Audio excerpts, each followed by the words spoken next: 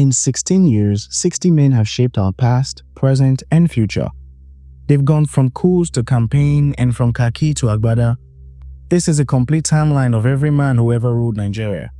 Hi, my name is Paul. Welcome to TSV Studios. The Independence Calypso, Miss Independence is chosen and admired. The magic word is everywhere as the capital city of Lagos goes gay with decorations arranged by the man who decorates our own Regent Street for Christmas. It's self-government free from slogans, a time for celebration, not recrimination. Half a century of British rule ended at midnight on September the 30th.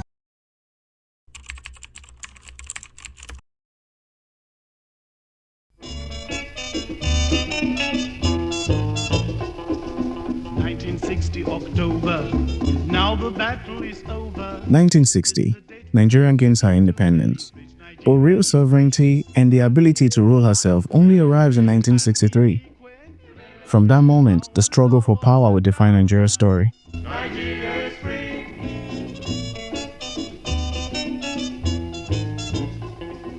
Nnamdi Azikiwe, who was also called Zik, becomes the first president under the Republic in 1963.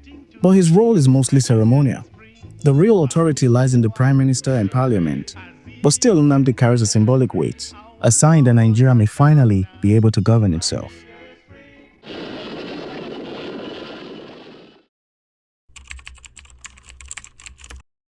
The coup now begins to look more and more like a straightforward military revolt against corruption in government, and one that's likely to last. It has popular backing. What's not so clear is who its real backers are.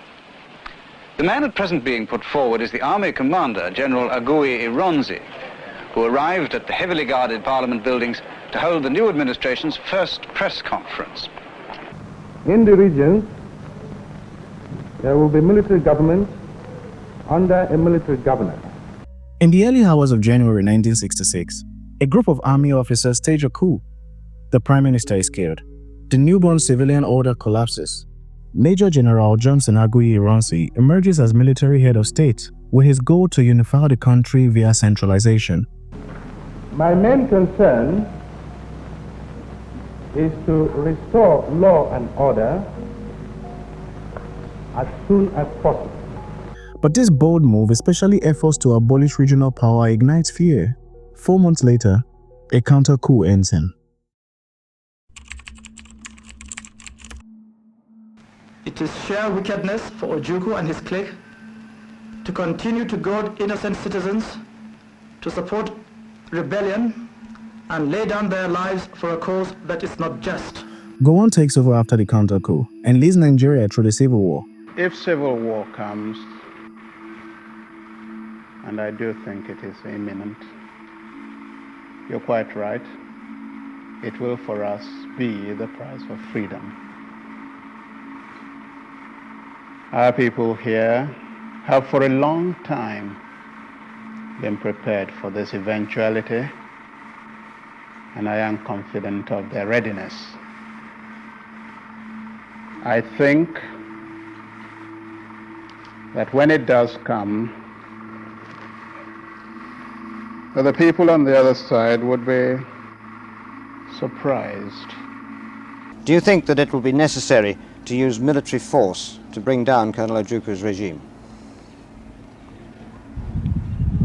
Yes, it is necessary. I think I have made this point before that if the integrity, corporate existence of this country is threatened, I will use force to maintain it. And I'm afraid the time has come. Eventually, while in an OAU summit, Gowon is overthrown by a group of officers led by Colonel Garba. All over the world, I think as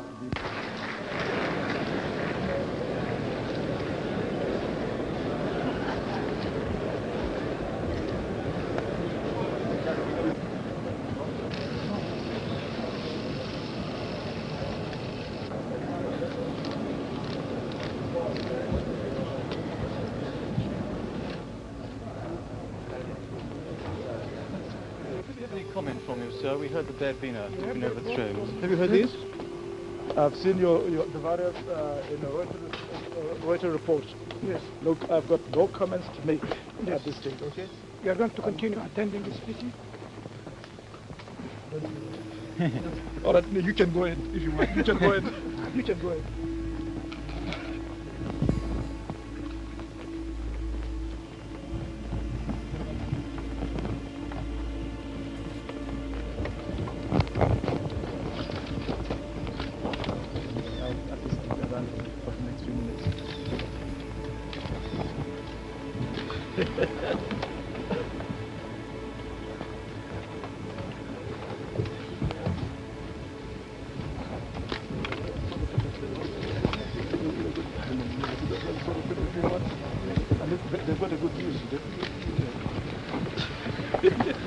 General, will you lead the conference?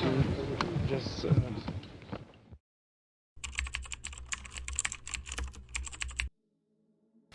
Fellow Nigerians,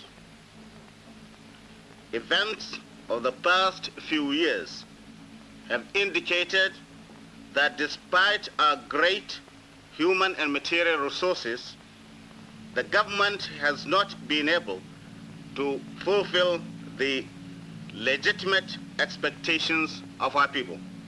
In 1975, Murtala Mohammed overthrows Gowon. He bursts onto the stage as a whirlwind and vows to clean the civil service. He starts relocating the capital from Lagos to Abuja and also set bold deadlines. Economic prosperity was imminent, but in 1976, he is assassinated in a fake coup attempt. He was just 37 years old at the time. The armed forces, having examined the situation, came to the conclusion that certain changes were inevitable.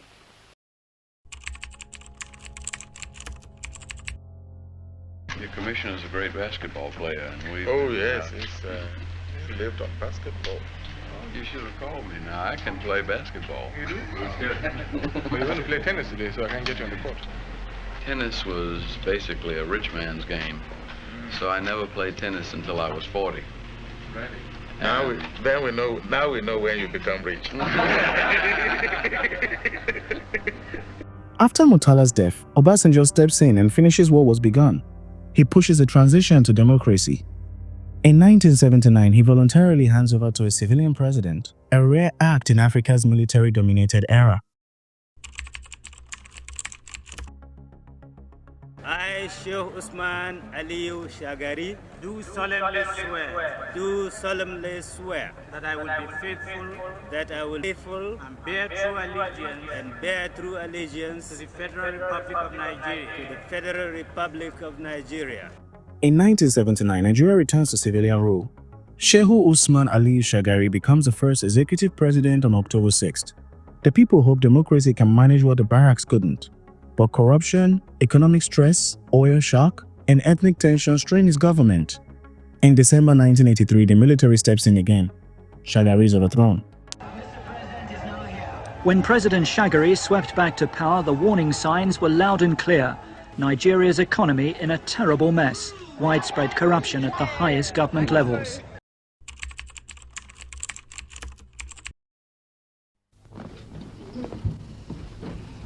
Good afternoon, gentlemen. Please sit down.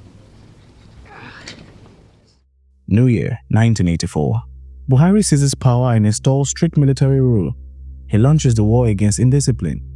Fraud, indiscipline, corruption, squandermania, misuse and abuse of public office for self or group aggrandizement, which had assumed debilitating proportions in the last few years, will be dealt with ruthlessly, no matter whoever may be involved. Rigid rule, economic downturns, human rights abuses weaken his grip. In 1985, his own general kicks him off the throne.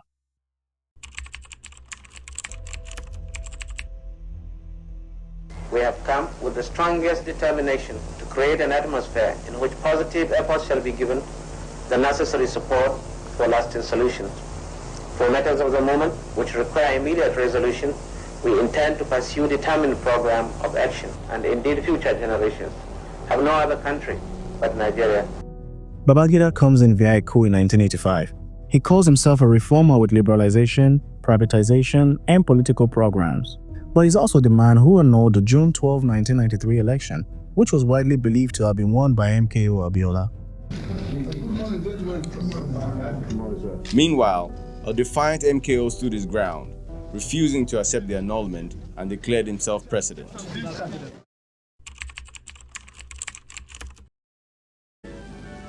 And it is with a deep sense of responsibility that once again I accept the challenge to serve as the head of the interim national government of the Federal Republic of Nigeria. Under pressure, Babangida installs the interim national government, which was led by Ernest Shonekan, August 1993. He becomes Nigeria's caretaker, and 83 days later, General Sani Abacha seizes power.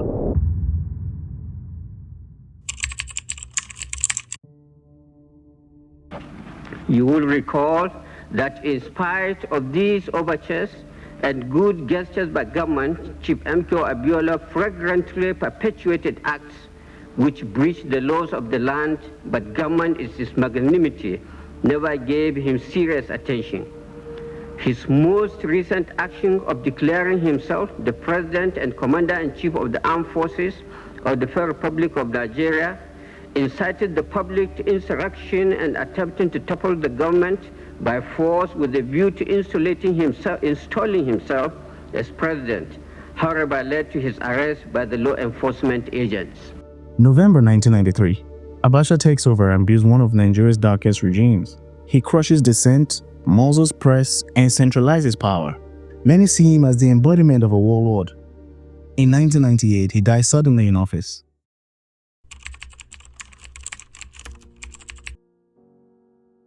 General Buhari is a gentleman who is very quiet, but exceptionally honest. You can trust Buhari with anything on this earth, and he will not betray you. After Abacha's sudden death, Abdul Salam Abubakar steps in. He knows this is a short job and gets out of the wreckage. He transitions to democracy. He frees political prisoners, he sets elections, and hands over in 1999.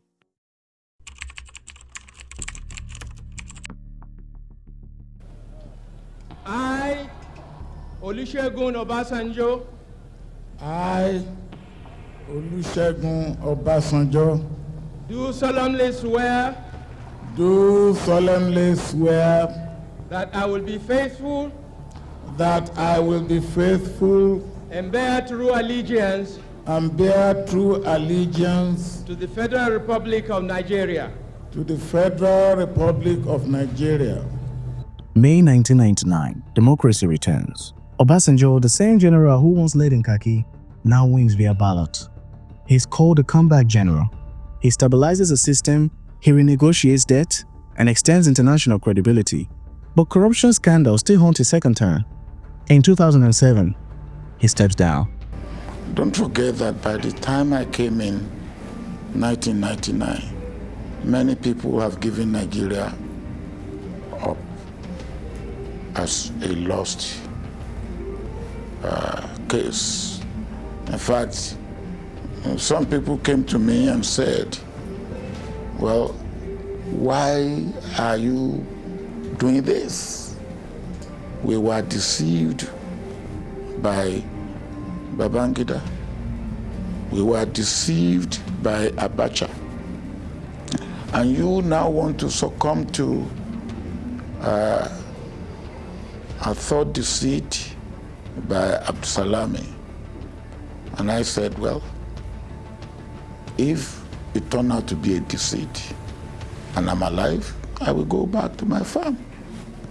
But there is just that little chance that it may not be a deceit and something useful can be done. I want all Nigerians belonging to other political parties to join hands together with the People's Democratic Party to work hard in moving this country ahead. 2007, Yar'Adua wins with a message of rule of law, but illness shadows his presidency. In 2010, he dies in office. Till date, people still wonder what could have been with his presidency. I am as ordinary as any other Nigerian or as any other person. I can fall sick. And you can get well. I can get well. I can die. I can die tomorrow. I can die next month. I may live to be 90. I don't know. Excellence, invité distingué, mesdames et messieurs. When Yar'Adua dies, his vice president Goodluck Jonathan steps up. He becomes the first person from Niger Delta to become president. He presides over economic highs and telecom booms. But issues of insecurity, corruption, and escalating violence dog him. In 2015, he peacefully concedes to Buhari, a milestone in Nigerian democracy. So the country was tense. And under this North-South divide, Christian-Muslim divide, it was really tense. And every day I was hearing about coup. I remember one day, I will not mention the names of some of my friends, came to look, Vice President, that time I was not even acting. They have not even moved the doctrine of necessity. I was still the Vice President. No, you don't have to sleep here. You have to come and sleep in my guest house. And so on. I said, no, I will stay in the State House. If anybody wants to kill me, it's better you kill me in the State House, so the Nigerians will know that they assassinated me in the State House. They know I have not committed any offense. If I decided to go and stay in a guest house, and wherever I'm going, security people would know. And if people go and kill me there, they will now say Indian girls brought apple to kill me. And I wouldn't want that kind of story. But if they assassinate, it's better that I die here in the State House than being assassinated outside the State House. APC, APC, APC. 2015, Buhari returns via ballot. He becomes the first opposition candidate to unseat an incumbent president, but the high hopes collide with crushing economic realities. In 2023, a new man becomes president. First of all, how are things going with you, with the campaigning? Things are going very well. I'm very, very confident and that this election, free and fair, I'm the front runner. May 29, 2023. Bola Ahmed Tinubu takes the stage as the 14th head of state, a former governor, a strategist, and a political kingmaker. His presidency begins with bold reforms like subsidy removal and revenue shifts. The cost of these decisions are visible with inflation, public discontent, and pressure. But his legacy is still being written. So we'll see whether he turns the circle or deepens it. Because in 60 years, 16 men have struggled to turn Nigeria's potential into power. Some used ballots, some used bullets, some promised renewal, others exacted fear. They all believed in their own answer to Nigeria's pain.